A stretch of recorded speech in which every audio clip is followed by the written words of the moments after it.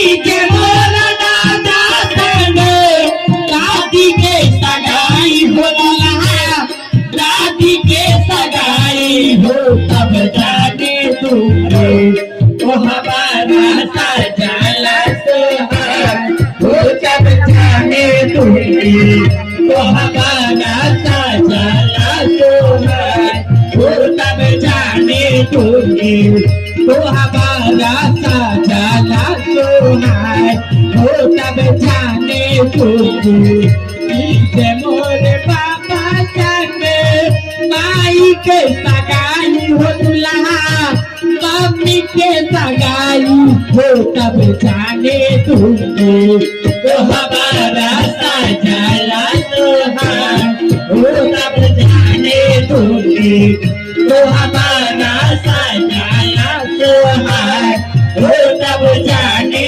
दूंगे तो हमारा साजला सोहाग हो तब जाने दूंगे। छकाईने का पहले छुकैयो दुल्हा, पहले छुकैयो तब जाने दूंगे तो हमारा साजला सोहाग हो तब जाने दूंगे तो हमारा साजला सोहाग हो तब जाने दूंगे तो हमारा साजला सोहाग हो तब जाने दूंगे।